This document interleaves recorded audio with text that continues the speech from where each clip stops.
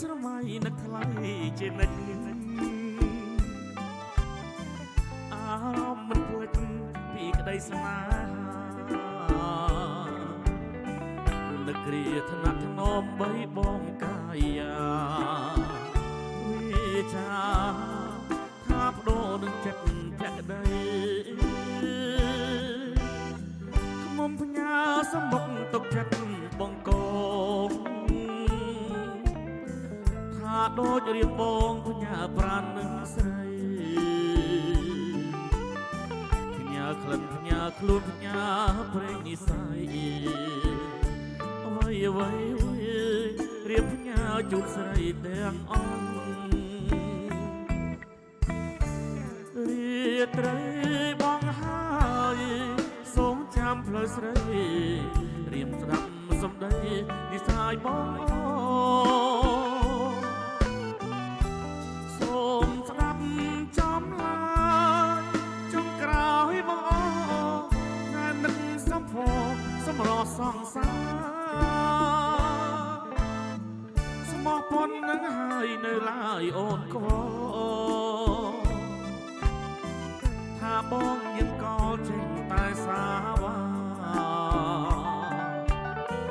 យប់នេះយើងបែកយប់ស្អែកជួបគ្នាជួបគ្រប់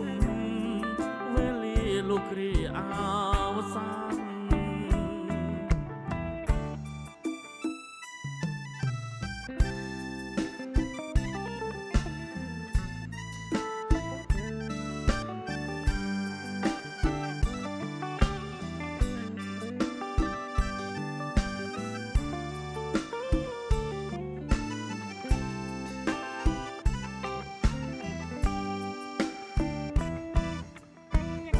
រាត្រី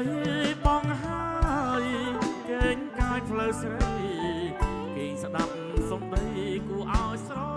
ណងគេងស្ដាប់ចំឡាយយកក្រោយបងគេងនឹកសំភ័រសម្រោះសង្សារស្មោះប៉ុននឹងហើយនៅឡើយអូនខ្វល់ថាបងមានកលចង់តែសាវាថ្ងៃនេះយើងបែកថ្ងៃស្អែកជួបគ្នាជួបគ្រប់វេលាលោកគ្រាអវសាន